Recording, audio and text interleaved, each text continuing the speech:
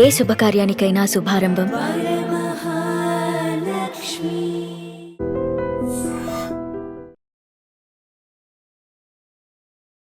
నమస్కారం, welcome to I dream. నేను మీ సంగీత. నేను ఈ వీడియోలో మిస్అండర్స్టాండింగ్స్ ఎంతవరకు దారితీస్తాయి అనే దానిపైన మాట్లాడాలనుకుంటున్నాను. ఎందుకంటే నా దగ్గరికి ఒక కేసు రావడం జరిగింది. అది కూడా స్వీట్ మెమొరీస్ని షేర్ చేసుకోవడం వల్ల. అంటే ఈ మధ్య కాలంలో మీరు చూస్తుంటే 80s, 90s, 20s బ్యాచ్ కూడా 10th క్లాస్ వాళ్ళు రీయూనియన్ అని కండక్ట్ చేసుకుంటూ ఉన్నారు. స్కూల్లో రీయూనియన్ అని చెప్పేసి అక్కడ జరుగుతున్న చిన్న చిన్న ఇన్సిడెంట్స్ అనేవి వారి మ్యారేజ్ లైఫ్లో చాలా వరకు డిస్టర్బెన్సెస్ని క్రియేట్ చేస్తూ ఉన్నాయి.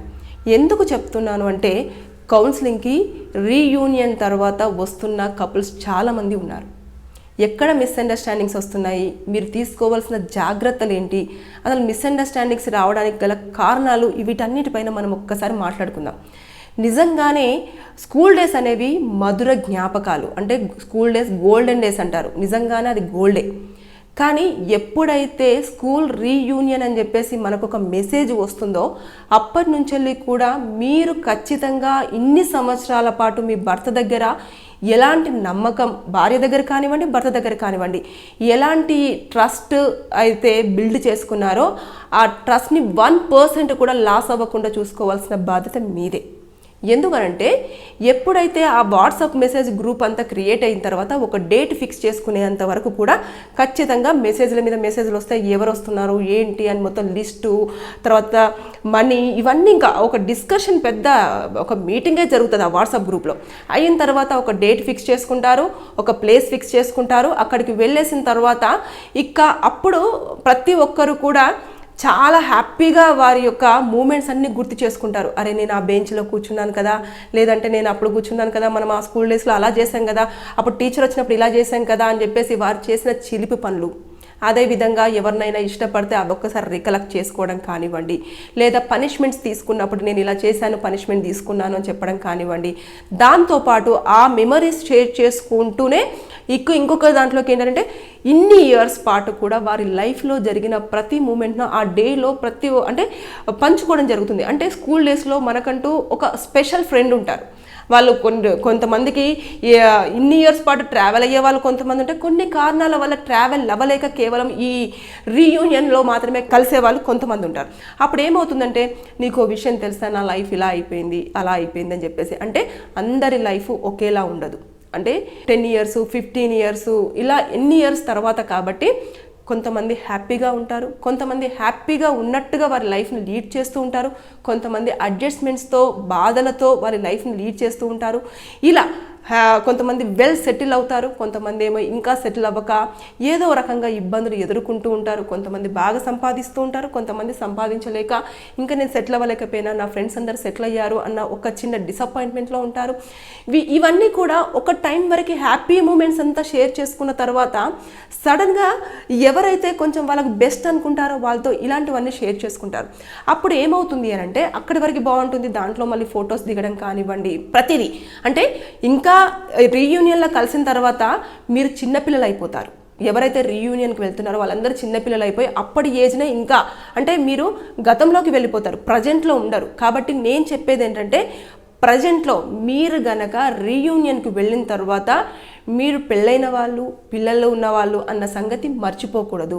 కాబట్టి మీరు పాస్ట్లో బ్రతకద్దు, ప్రజెంట్లోనే మీరు ఉండాలి. మీ బిహేవియర్ కానివ్వండి, మీరు మాట్లాడే విధానం కానివ్వండి, మీరు వారితో ఉండే విధానం కానివ్వండి, ప్రతిదీ కూడా మన కోసం, మనకంటూ ఒక వ్యక్తి ఇంట్లో ఉన్నారు అనేది మాత్రం మైండ్లో ఖచ్చితంగా పెట్టుకొని మరీ బిహేవ్ చేయాలి అని చెప్పేసి నేను ఇక్కడ చెప్పడం జరుగుతుంది. ఎందుకనంటే ఎలా స్టార్ట్ అవుతుంది అంటే, ఎప్పుడైతే ఒక వ్యక్తి రీయూనియన్ అయిపోయిన తర్వాత అన్ని షేర్ చేసుకుంటారు, ఇంకా ఆ రోజు అయిపోతుంది, ఇంటికి వచ్చేస్తారు. వచ్చిన తర్వాత ఇక స్టార్ట్ అవుతుంది చాట్. నెమ్మదిగా ఏం చేస్తున్నావు, ఏమైంది, ఇలా అలా అని చెప్పేసి ఖచ్చితంగా ఒక గ్రూప్ క్రియేట్ చేసినప్పుడైనా, లేదు అంటే ఇలాంటి పార్టీస్ కానివ్వండి, ఫంక్షన్స్ కానివ్వండి, రీయూనియన్ ఫంక్షన్స్ కానివ్వండి, అయిపోయిన తర్వాత కొన్ని రోజుల పాటు లేదంటే కొన్ని నెలల పాటు కూడా ఆ గ్రూప్ అనేది, లేదంటే అందులో కలిసిన వాళ్ళు అనేవాళ్ళు కొంచెం యాక్టివ్గా ఉంటారు.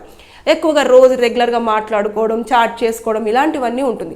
ఇక అన్ని రోజుల పాటు భార్య దగ్గర భర్త దగ్గర భార్య నమ్మకంగా ఉన్నవాళ్ళు సడన్గా ఎందుకని వారికి ఇంపార్టెన్స్ ఇస్తున్నారు, ఎందుకని వారి కోసం ఎక్కువ చెప్తున్నారు, ఎందుకని వారి ఫోన్ రాగానే బయటికి వెళ్ళి మాట్లాడుతున్నారు, ఎందుకని వారి యొక్క మెసేజ్కి తొందరగా క్విక్గా రెస్పాండ్ అవుతున్నారు అనేవి మీకు మీరే వారికి ఒక అనుమానాన్ని రేకెత్తించిన వారు అవుతారు. అందరూ అనుమానిస్తారని నేను చెప్పను, కొంతమంది మాత్రము ఈ రీయూనియన్ తర్వాత చాలా వరకు ఇబ్బందులు పడుతున్న వాళ్ళు ఉన్నారు. కాబట్టి నేను ఈ వీడియోలు చెప్తాను. నా దగ్గరికి వచ్చిన కేసే 2 రోజుల క్రితం రావడం జరిగింది. 3 నెలల క్రితం కూడా ఒకటి వచ్చింది, రీసెంట్గా 2 రోజుల క్రితం ఒకటి వచ్చింది. వచ్చిన తర్వాత భర్త రీయూనియన్ ఫంక్షన్కి వెళ్ళి వచ్చాడు. వాళ్ళ 10th బ్యాచ్ అందరు కలిసారు, అయిపోయింది. అక్కడ ఒక అమ్మాయి లైఫ్ అనేది చాలా డిస్టర్బ్ అయిపోయింది. తన చిన్ననాటి ఫ్రెండ్ కాబట్టి అదే రకంగా తను మాట్లాడాడు, ఒక ఫ్రెండ్గా కన్సర్న్ చూపించాడు. తర్వాత నెక్స్ట్ అక్కడ దిగిన ఫొటోస్ అవన్నీ కూడా ప్రతిదీ చూపించేసి వాళ్ళ వైఫ్ దగ్గర కూడా ఏది దాచకుండా ఈ అమ్మాయికి పాపం ఇలా జరిగింది. అప్పుడు స్టార్టింగ్లో మేమిద్దరం మంచి ఫ్రెండ్స్, ప్రతిదీ నాతో షేర్ చేసుకునేది, నా కోసం ఇలా బాక్స్ తీసుకొచ్చేది, ప్రతిదీ షేర్ చేసిన తర్వాత అప్పుడు స్టార్ట్ అయింది ఆ అమ్మాయికి, ఎందుకని నా హస్బెండ్ ఇన్ని రోజుల పాటు ఒకరి గురించి చెప్పలేదు కానీ ఇప్పుడు ఎందుకు ఈ అమ్మాయి గురించి చెప్తున్నాడు. స్టార్ట్ అయిపోయిన తర్వాత తన ఫోన్ని చెక్ చేయడం స్టార్ట్ చేసింది. చాట్ చేసినప్పుడు ఎందుకని టైం డ్యూరేషన్ చూసుకుంది ఆమె. అంటే ఇప్పుడు వైఫ్ మెసేజ్ చేయగానే హస్బెండ్ కొంచెం లీజర్గా ఉన్నప్పుడు మాత్రమే మెసేజ్ చేస్తుంటాడు, కానీ అక్కడి నుంచి మెసేజ్ రాగానే వితిన్ సెకండ్స్లోనే మెసేజ్కి రిప్లై వెళ్ళడము, వెంటనే ఇమీడియట్గా రెస్పాండ్ అవ్వడం, కాల్ రాగానే మాట్లాడడం, ఇవన్నీ చూసిన ఆవిడ ఇంకా అనుమానానికి వెళ్ళిపోయి ఎందుకని ఇంత ఇంపార్టెన్స్ చూపిస్తున్నాడు అంటే ఆవిడ లైఫ్లో నిజంగానే మ్యారేజ్ అయిపోయింది. కొన్ని కారణాల వల్ల వాళ్ళ హస్బెండ్ కూడా చనిపోవడం జరిగింది. సింగిల్గా తన లైఫ్ లీడ్ చేస్తుంది, ఒక బాబు కూడా ఉన్నాడు. కాబట్టి ఆవిడ తన బాధలన్నీ కూడా చిన్ననాటి ఫ్రెండ్ కదా అని చెప్పేసి కన్సర్న్ చూపిస్తున్నాడే తప్పించి వీళ్ళిద్దరి మధ్యలో కూడా పాపం నిజంగా ఏమీ లేదు. కానీ వాళ్ళ భార్య అనుమానం మాత్రమే. వెంటనే ఇమీడియట్గా ఏం చేశారు అంటే కౌన్సిలింగ్ కోసం అని చెప్పేసి మనల్ని అప్రోచ్ అవ్వడం జరిగింది. మేడం, నా లైఫ్లో ఇలా జరుగుతుంది, ఇన్ని సంవత్సరాల పాటు కూడా నా భార్య నన్ను ఒక్కసారి కూడా అనుమానించని ఆవిడ జస్ట్ నా ఫ్రెండ్ కోసం నేను పూర్తి స్థాయిలో చెప్పడం జరిగింది. రీయూనియన్లో నేను ఎంత ఎంజాయ్ చేసినో ప్రతి మూమెంట్ చెప్పాను, ప్రతి ఫోటో చూపించడం జరిగింది. కానీ అక్కడ నాకు ఎలాంటి ఉద్దేశం లేకపోయినప్పటికీ కూడా నా భార్య నన్ను ప్రతిసారి ఆ విషయంలో గుచ్చి మరి నన్ను ఇబ్బంది పెడుతుంది అని చెప్పేసి అన్న తర్వాత నేను మీ యొక్క వర్షనే వినలేనండి, మీ ఆవిడ వర్షన్ కూడా నేను వినదలుచుకుంటున్నాను అని చెప్పి ఆవిడ్ని కూడా నేను కౌన్సిలింగ్కి రప్పించుకోవడం జరిగింది. తర్వాత వచ్చిన తర్వాత తను మాట్లాడిన విధానం ఇవన్నీ డిస్కషన్లో తను చూపించిన ఫొటోస్, మెసేజెస్ వాటన్నింటికి నేను క్లారిటీ ఇచ్చాను. ప్లస్ తర్వాత అంతా అయిపోయింది, ఓకే.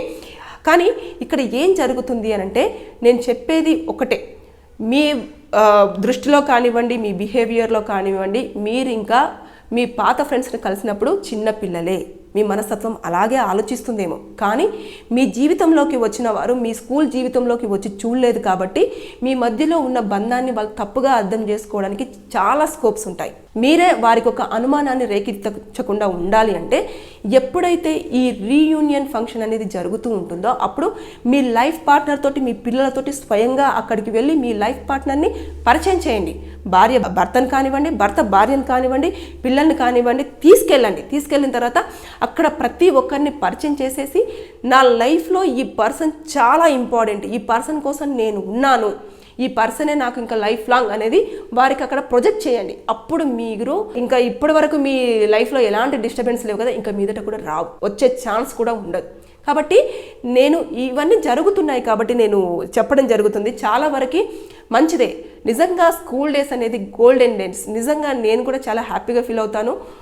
చాలా వరకు మనకు ఆ మెమరీస్ గుర్తొచ్చినప్పుడు ఒక్కసారి అబ్బా ఈ డేస్ బ్యాక్ వస్తే బాగుండు అని చెప్పేసి మనం ఎన్నోసార్లు అనుకున్న సందర్భాలు ఉంటాయి కదా. అక్కడ మీరు పాస్ట్లో కంటే ప్రజెంట్లోనే మీరు ఎక్కువగా ఉండాలి అనేది నేను ఈ వీడియోలో చెప్పాలనుకుంటున్నా. కౌన్సిలింగ్ అయిపోతుంది, ఇవన్నీ అయిపోతాయి. కానీ ఒక్కసారి అనుమానం అనేది భార్యాభర్తల మధ్యలో రావడం జరిగింది అంటే మాత్రం అది కౌన్సిలింగ్ వరకు ఆగిపోదు. కొన్ని సందర్భాలలో విడాకుల వరకు కూడా దారితీసే అవకాశాలు ఉంటాయి. అంటే అందరి మనసు ఒకేలా ఉండదు, అందరూ ఒకేలాగా ఆలోచించరు, అందరూ కూడా ఒకే కోణంలో దాన్ని చూసే విధానం కూడా ఉండదు. కాబట్టి రీయూనియన్ ఫంక్షన్స్ ఎంత హ్యాపీ మూమెంట్స్ వస్తాయో అది అయిపోయిన తర్వాత కొన్ని ఫ్యామిలీస్లలో చాలా వరకు సాడ్ మూమెంట్స్ కూడా ఇస్తున్నారు.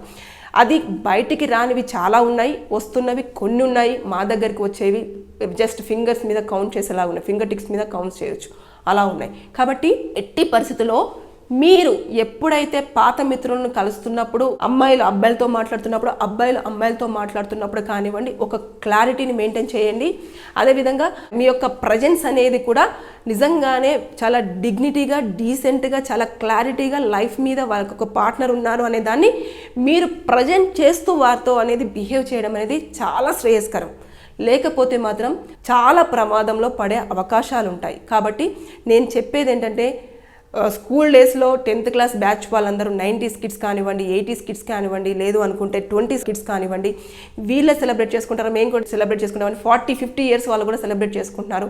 అంటే అప్పుడు ఏదో చిన్న చిన్న మూమెంట్స్, చిన్న చిన్న హ్యాపీస్, అంటే కలిసి చదువుకున్నాము, కలిసి పరిగెత్తాము, కలిసి పనిష్మెంట్ తీసుకున్నాము, కలిసి క్లాస్లో అల్లరి చేశాము, కలిసి ఒక పాపను కానీ ఏడిపించాము, టీచర్లను ఆట పట్టించాము, బోర్డు మీద ఇలా రాసామని చెప్పేసి అన్న మూమెంట్స్ అనేవి కొన్ని ఇయర్స్ పాటు కూడా ట్రావెల్, అంటే మనం అది డేస్ పాటు కూడా అది అయిపోయిన తర్వాత ట్రావెల్ చేస్తాం. కాబట్టి ఇంకా అక్కడే ఆగిపోకుండా అది అయిపోయిన తర్వాత మనకంటూ ఒక పర్సన్ ఉన్నారు, మనకంటూ ఒక ఫ్యామిలీ ఉంది, మనం ఇందులో బ్రతకాలి అన్న దాన్ని మాత్రం ఎట్టి పరిస్థితుల్లో మర్చిపోవద్దు. ఆ చిన్న మిస్ అయ్యారు ఆ లైన్ అంటే మాత్రం ఖచ్చితంగా ఫ్యామిలీ మొత్తం ఇబ్బందుల్లో పడే అవకాశాలు ఉంటాయి. పిల్లలు కూడా చాలా సఫర్ అయ్యే ఛాన్సెస్ ఉంటాయి. నేను ఇది ఎందుకు చెప్తున్నాను, అసలు ఏం జరగట్లేదు కదా అని చెప్పేసి మీరు అనుకుంటారేమో, మీకు కనిపించదు. కానీ మేము కోర్టుల దగ్గర కానివ్వండి, లేదంటే మా దగ్గర కౌన్సిలింగ్ దగ్గరికి వస్తున్న వాళ్ళ దగ్గర మేము వింటున్నాం. కాబట్టి మీరు కూడా జాగ్రత్త పడాలి, జాగ్రత్తలు తీసుకోవాలి అన్న ఉద్దేశంతో మాత్రమే నేను ఈ వీడియోలో మరీ భార్యాభర్తలకు చెప్పడం జరుగుతుంది. ఎందుకంటే 15 సంవత్సరాల వరకు కూడా అన్ని రోజుల పాటు భార్యాభర్తలు చాలా సంతోషంగా ఉండి, పిల్లలతో హ్యాపీగా ఉండి, కొత్తగా ఒక పర్సన్ రావడంతో కొంచెం ఇగ్నోర్ చేసినా సరే అది ప్రమాదానికి దారితీసే అవకాశాలు ఉంటాయి, బంధాలే విడిపోయే ఛాన్సెస్ ఉంటాయి. కాబట్టి బీ కేర్ఫుల్, బీ అలర్ట్. చిన్న హ్యాపీ మూమెంట్ మనకు పెద్ద ప్రాబ్లంగా అస్సలు మిగలొద్దు. కాబట్టి మీరు రీయూనియన్ ఫంక్షన్స్కి వెళ్ళినప్పుడు మాత్రం జాగ్రత్తలు పాటించండి. మీ యొక్క పార్ట్నర్కి మీ పైన ట్రస్ట్ అనేది 1% కూడా మిస్ అవ్వకుండా చూసుకోవాల్సిన బాధ్యత మీదే. Thank you.